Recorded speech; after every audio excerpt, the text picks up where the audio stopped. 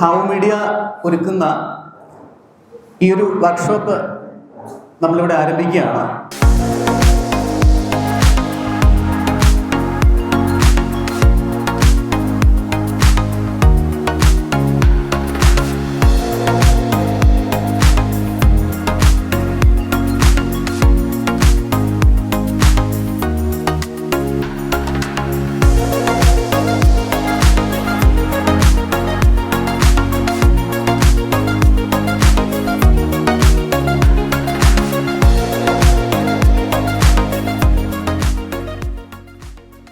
ഫോട്ടോഷോപ്പിൻ്റെ AI എഡിറ്റിങ്ങും അതുപോലെ തന്നെ mobile light room ഉപയോഗിച്ചിട്ടുള്ള കളർ ഗ്രേഡിങ്ങുമാണ് നമ്മൾ ഇന്നത്തെ ഒരു വൺ ഡേ വർക്ക്ഷോപ്പിൽ കവർ ചെയ്യുന്നത്. നമുക്കെല്ലാവർക്കും അറിയാവുന്നതുപോലെ തന്നെ എല്ലാ തൊഴിൽ മേഖലകളിലും ആർട്ടിഫിഷ്യൽ ഇൻ്റലിജൻസിൻ്റെ ആ ഒരു കടന്നുവരവ് നമുക്കെല്ലാവർക്കും കാണാനായിട്ട് സാധിക്കും. ജോലിയിൽ നമ്മുടെ അറിവുകൾ അപ്ഡേറ്റ് ചെയ്തുകൊണ്ടിരുന്നാൽ മാത്രമേ നമുക്ക് അതിനകത്ത് എക്സിസ്റ്റ് ചെയ്തു പോകാനായിട്ട് സാധിക്കുകയുള്ളൂ. അല്ലെന്നുണ്ടെങ്കിൽ അത് പഠിക്കുന്ന ആൾക്കാർ നമ്മുടെ ഫ്രണ്ടിലേക്ക് പോവുകയും നമ്മൾ പുറകിലേക്ക് പോവുകയും ചെയ്യും. അപ്പോൾ ഇതിനകത്ത് നിങ്ങൾ എത്ര പേര് ഫോട്ടോഷോപ്പ് ഒറിജിനൽ വേർഷൻ ഉപയോഗിക്കുന്നുണ്ട്? നമുക്ക് അഡോബ് ഇനി ഫ്യൂച്ചറിൽ കൊണ്ടുവരാൻ പോകുന്ന ചില ഫീച്ചേഴ്സ് നമുക്ക് ടെസ്റ്റ് ചെയ്യുന്നതിന് വേണ്ടിയിട്ട് തരുന്ന വേർഷനാണ് ബീറ്റ വേർഷൻ എന്ന് പറയുന്നത്. അപ്പം അതിനകത്ത് കുറച്ച് നമുക്ക് ഒറിജിനൽ ഫോട്ടോഷോപ്പിൽ ഇല്ലാത്ത കുറച്ച് കാര്യങ്ങൾ കൂടി ഉണ്ടാവും. കാരണം നമ്മളത് ടെസ്റ്റ് ചെയ്തിട്ട് അഡോബിന് അതിൻ്റെ ഫീഡ്ബാക്ക് കൊടുക്കുന്നതിന് വേണ്ടിയിട്ടാണ് നമുക്ക് ആ വേർഷൻ നമുക്ക് തന്നിരിക്കുന്നത്. പല രീതിയിൽ നമ്മൾ ഫോട്ടോഗ്രാഫി ഉപയോഗിക്കാറുണ്ട്. വെഡ്ഡിങ്ങിന് വേണ്ടിയിട്ട് ഉപയോഗിക്കാറുണ്ട്. പിന്നെ ഇതിനൊക്കെ വേണ്ടിയിട്ട് ഉപയോഗിക്കുന്നത് മോഡലിങ്ങിന് വേണ്ടിയിട്ട് ഉപയോഗിക്കാറുണ്ട്. മോഡലിംഗ് ഫോട്ടോഗ്രാഫി ചെയ്യാറുണ്ട്. Pre wedding, post wedding, product photography ചെയ്യാറുണ്ട്, അല്ലേ? ഇതെല്ലാം നമ്മൾ ചെയ്യാറുണ്ട്. ഇതൊക്കെ നമുക്ക് AI ഉപയോഗിച്ചിട്ട് നമ്മുടെ ഈ വർക്കിൽ AI നമ്മളെ എങ്ങനെ സഹായിക്കും എന്നുള്ളതാണ് നമ്മൾ ഫോട്ടോഷോപ്പ് AI എഡിറ്റിങ്ങിലൂടെ നമ്മൾ മനസ്സിലാക്കുന്നത്. കുറച്ച് ഇൻഫർമേറ്റീവ് ആയിട്ടുള്ള കാര്യങ്ങൾ പറയും. അപ്പം അതിനകത്ത് ചില വെബ്സൈറ്റുകളുടെ പേര് പറയും, അതുപോലെ ചില ടെക്നിക്കുകൾ പറയും. അതൊക്കെ നിങ്ങൾ ഒന്ന് നോട്ട് ചെയ്ത് വെക്കുക. ഈ ഒരു കോഴ്സ് നിങ്ങൾക്ക് റെക്കോർഡഡ് കോഴ്സായിട്ട് തരുന്നതായിരിക്കും. പിന്നീട് നമ്മളിവിടെ അത് റെക്കോർഡ് ചെയ്യുന്നുണ്ട്. നമുക്കെല്ലാവർക്കും ഒരു വിഷ്വൽ, നമ്മളൊരു വർക്കിന് വേണ്ട ഒരു വിഷ്വൽ നമ്മൾ എപ്പോഴും നമ്മുടെ മനസ്സിലുണ്ടാവും. ആ വിഷ്വൽ നമുക്ക് എങ്ങനെയാണ് ഫോട്ടോഷോപ്പിൽ AI സഹായത്താൽ ജനറേറ്റ് ചെയ്തെടുക്കുക, അതാണ് നമ്മുടെ ന്യൂ ഇമേജ് ജനറേഷൻ എന്ന് പറഞ്ഞിട്ടുള്ള ആ ഒരു സെക്ഷനിൽ വരുന്നത്. മോഡലിംഗ് ഫോട്ടോസ് നമുക്ക് എങ്ങനെ AI ഉപയോഗിച്ചിട്ട് മാനിപ്പുലേറ്റ് ചെയ്യുക, അതുപോലെ post wedding, pre wedding photos, product ഫോട്ടോഗ്രാഫിയിലൊക്കെ നമ്മൾ എങ്ങനെയാണ് ഈ AI ഉപയോഗിച്ചിട്ട് കൃത്യമായിട്ട് വർക്ക് ചെയ്യുക. നമുക്കൊരു പ്രൊഡക്റ്റ് കിട്ടി, അല്ലെങ്കിൽ നമ്മൾ പ്രൊഡക്റ്റ് ഫോട്ടോഗ്രാഫി എടുക്കുമ്പോൾ ഭയങ്കര ഒരു ചലഞ്ചാണ്. ലൈറ്റിൻ്റെ ഒക്കെ ഭയങ്കര ചലഞ്ചുണ്ട്. ലൈറ്റൊക്കെ കൃത്യമായിട്ട് വരിക, അല്ലെങ്കിൽ ആ പ്രൊഡക്റ്റ് എക്സാക്റ്റ് ആയിട്ട് നമുക്ക് ക്യാമറയിൽ പതിയുക എന്ന് പറഞ്ഞ് വലിയൊരു പ്രശ്നമാണ്. അപ്പം അത് നമുക്ക് എങ്ങനെ ഒരു ഫോട്ടോ എടുക്കുന്ന പോലെ തന്നെ നമ്മുടെ കയ്യിൽ ഒരു പ്രൊഡക്റ്റ് ഉണ്ടെങ്കിൽ അതിൻ്റെ ബാക്ക്ഗ്രൗണ്ടും കാര്യങ്ങളൊക്കെ കൃത്യമായിട്ട് എഫക്റ്റീവായിട്ട് എങ്ങനെ AI ഉപയോഗിച്ചിട്ട് നമുക്ക് ചേഞ്ച് ചെയ്യാം. അതാണ് നമ്മൾ പ്രൊഡക്റ്റ് ഫോട്ടോഗ്രാഫിയിൽ ഉദ്ദേശിക്കുന്നത്. പുതിയ ഒരു ഇമേജ് എങ്ങനെ നമുക്ക് ജനറേറ്റ് ചെയ്യാം എന്നുള്ളതാണ്. നമ്മുടെ ക്യാൻവാസിൻ്റെ തൊട്ട് താഴെ നമുക്കൊരു കോണ്ടെക്സ്റ്റുവൽ ടാസ്ക് ബാർ കാണാം.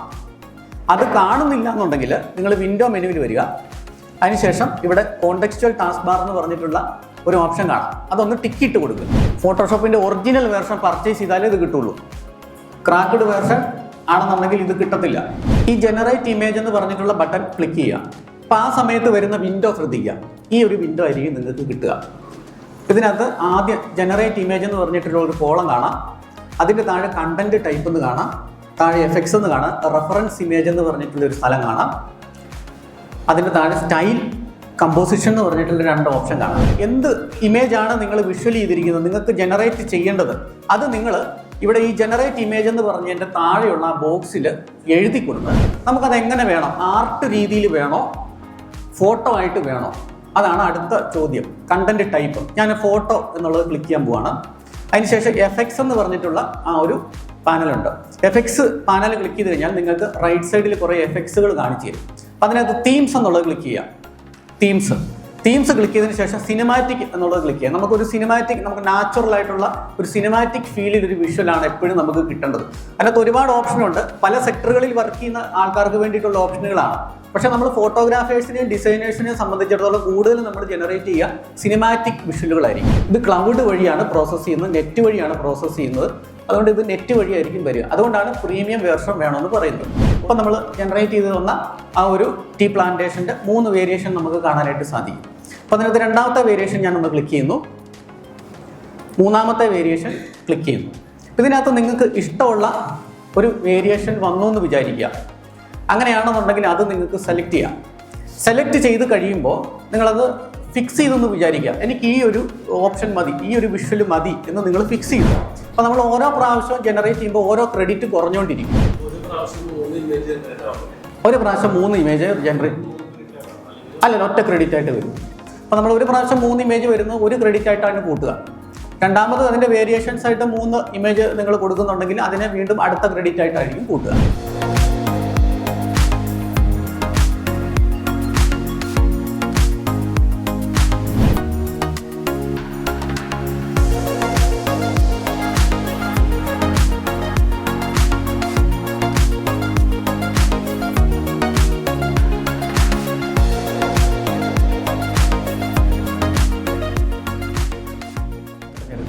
അപ്പോൾ പുതിയൊരു ബാക്ക് ഡ്രോപ്പ് നമ്മൾ എവിടെയെങ്കിലും കണ്ടു, ഏതെങ്കിലും ഒരു വെബ്സൈറ്റിൽ കണ്ടു, അത് നമുക്ക് വേണം, നമുക്ക് അതേപോലെ ജനറേറ്റ് ചെയ്തെടുക്കണം. അങ്ങനെയാണെന്നുണ്ടെങ്കിൽ എന്തൊക്കെയാണ് നമ്മൾ ചെയ്യേണ്ടതെന്നാണ് ഇപ്പോൾ പറഞ്ഞത്. സൂര്യപ്രകാശം വിളറിയ ചുവരിൽ മൃദുവായ നിഴലുകൾ വീഴ്ത്തി ഹെറിംഗ് ബോൺ പാറ്റേൺ ചെയ്ത മരത്തടി എടുത്തു കാണിക്കുന്നു. വെളിച്ചം ശാന്തവും ആകർഷണവുമായ അന്തരീക്ഷം സൃഷ്ടിക്കുന്നു. മലയാളത്തിലേക്ക് ഇങ്ങനെയൊക്കെ എഴുതേണ്ടി വരും. അതൊരു ചലഞ്ചല്ലേ? എഴുതി വെക്കേണ്ടി വരും. അതുകൊണ്ടാണ് ഇംഗ്ലീഷിലെ എളുപ്പം. അതുകൊണ്ട് ഇംഗ്ലീഷിൽ എഴുതുന്നതാണ് നല്ലത്. അപ്പം മലയാളത്തിൽ ഇത് കൊടുത്തു കഴിഞ്ഞാൽ അതേപോലെ അത് ജനറേറ്റ് ചെയ്ത് തരും. അത് നമ്മൾ എന്താണെന്ന് വെച്ചാൽ മലയാളം കൊടുക്കുന്ന മലയാളത്തിനെ ഇംഗ്ലീഷിലേക്ക് ഇൻ്റർപ്രിറ്റ് ചെയ്തിട്ട് ആണ് അവിടെ ബാക്ക്ഗ്രൗണ്ടിൽ അത് ഇംഗ്ലീഷിലേക്ക് മാറ്റുന്നുണ്ട്. നമ്മൾ മലയാളം പേസ്റ്റ് ചെയ്താലും ഇംഗ്ലീഷിലേക്ക് മാറ്റിയതിന് ശേഷമായിരിക്കും അത് നമുക്ക് ജനറേറ്റ് ചെയ്ത് തരും. കുറേ ഫോട്ടോഗ്രാഫേഴ്സ് ചോദിച്ചിരുന്ന ഒരു സംഭവമാണ്, അവർക്ക് ആവശ്യമുണ്ട് ഇല്യൂഷൻ ടൈപ്പ് എങ്ങനെ ബാക്ക്ഗ്രൗണ്ട് ഒക്കെ ജനറേറ്റ് ചെയ്യാം, അതെങ്ങനെയാണ് ചെയ്യുന്നത്.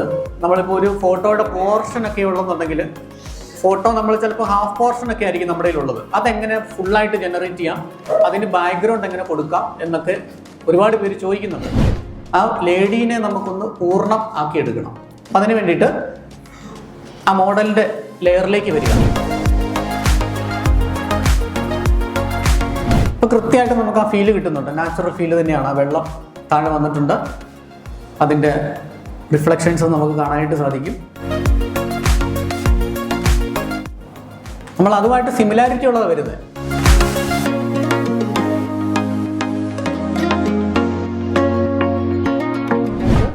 ബാക്ക്ഗ്രൗണ്ടൊക്കെ ആൾക്കാരുടെ ഫേസ് ഒന്നും പോകാതെ കൃത്യമായിട്ട് ജനറേറ്റ് ചെയ്ത് തരും.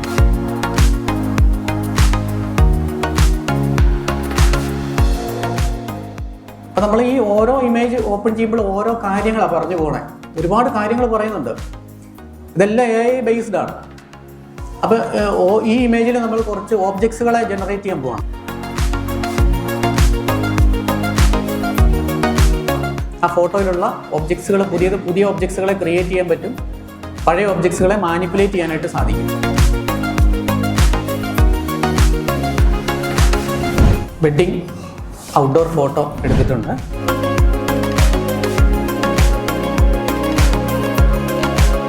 ഇപ്പോൾ ജനറേറ്റ് ചെയ്ത് വന്ന നിങ്ങൾക്ക് ഏത് ഇമേജാണോ ഇഷ്ടപ്പെട്ടത് അതിൻ്റെ ഒരു ഡ്യൂപ്ലിക്കേറ്റ് കൂടി എടുക്കുക.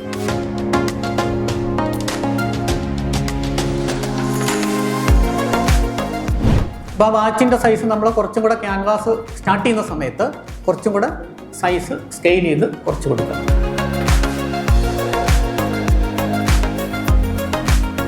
അപ്പോൾ ഈ 2 ഇമേജുകളും കമ്പൈൻ ചെയ്തിട്ട് വേണം ഇത് ചെയ്യാനായിട്ട്. അപ്പോൾ നമുക്ക് 2 ഇമേജ് ഉണ്ടെന്നുണ്ടെങ്കിൽ നമുക്ക് ആ പ്രോഡക്റ്റിനെ നമുക്ക് ഏതെങ്കിലും ഒരു സ്ഥലത്ത് പ്ലേസ് ചെയ്യണമെന്നുണ്ടെങ്കിൽ ആ പ്ലേസ് ചെയ്യേണ്ട ഇമേജും കൂടെ നമ്മൾ എടുത്തു വെച്ചതിന് ശേഷം അതിനെ നമുക്ക് കമ്പൈൻ ചെയ്യാനായിട്ട് പറ്റും. അപ്പോൾ നമുക്ക് ChatGPTയുടെ പടം നോക്കാം. എന്താ ഇത് കണ്ടോ? ഇത് നിങ്ങൾ ഫോട്ടോഷോപ്പിലേക്ക് ഡൗൺലോഡ് ചെയ്തിട്ട് കളർ ഗ്രേഡ് ചെയ്ത് കഴിഞ്ഞാൽ സുന്ദരം പടമായിട്ട് മാറും. നമ്മൾ മറ്റുള്ള ChatGPT പോലെയുള്ള AI മോഡൽ ഉപയോഗിച്ചിട്ട് നമുക്ക് പ്രൊഡക്റ്റ് ഫോട്ടോഗ്രാഫിയിൽ എങ്ങനെയാണ് ജനറേറ്റ് ചെയ്യുക എന്നുള്ള കാര്യം കൂടിയാണ് നമ്മൾ പഠിച്ചത്.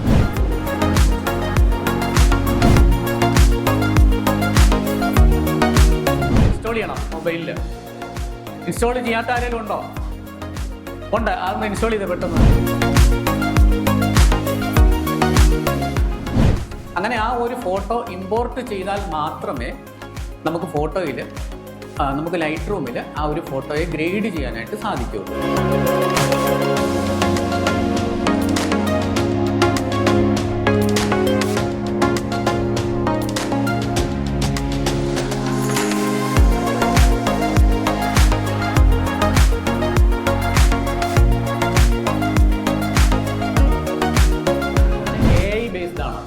ആർട്ടിഫിഷ്യൽ ഇൻ്റലിജൻസ് ഉപയോഗിച്ചിട്ട് നമ്മുടെ പടത്തിന് എന്തൊക്കെയാണ് കുറവുകളുള്ളത് എന്ന് ഓട്ടോമാറ്റിക്കായിട്ട് അനലൈസ് ചെയ്തതിന് ശേഷം നമുക്ക് അതിന് സജഷൻ തരും. മാനുവലായിട്ട് ഗ്രേഡ് ചെയ്യണമെന്നുണ്ടെങ്കിൽ നമ്മൾ എഡിറ്റ് സെക്ഷനിൽ പോയിട്ട് നമ്മൾ മാനുവലായിട്ട് തന്നെ ഗ്രേഡ് ചെയ്യണം. ഇത് നമുക്ക് AI ഉപയോഗിച്ചിട്ട് പെട്ടെന്നൊരു ഫോട്ടോ ഒരാൾക്ക് ഗ്രേഡ് ചെയ്ത് കൊടുക്കേണ്ടപ്പോൾ മാത്രം ഉപയോഗിക്കേണ്ട കാര്യമാണ്.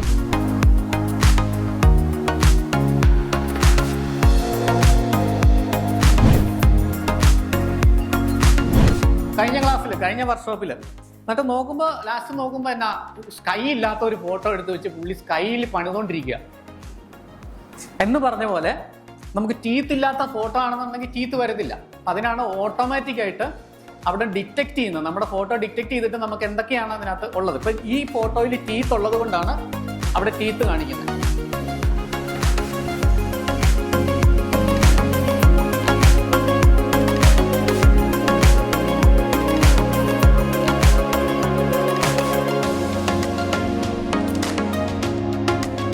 ആ കളറുകളിൽ മാത്രം മാനിപ്പുലേറ്റ് ചെയ്ത് കഴിഞ്ഞാൽ നിങ്ങൾക്ക് അതിൻ്റെ റിസൾട്ട് കിട്ടും.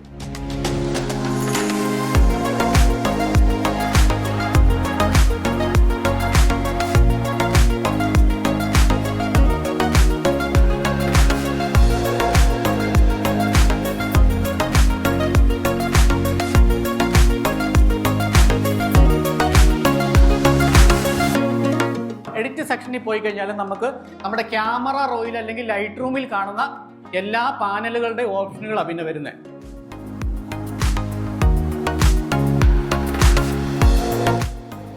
എനർജറ്റിക് ആയിട്ടുള്ള ഒരു ഗ്രീനിലേക്ക് മാറ്റി.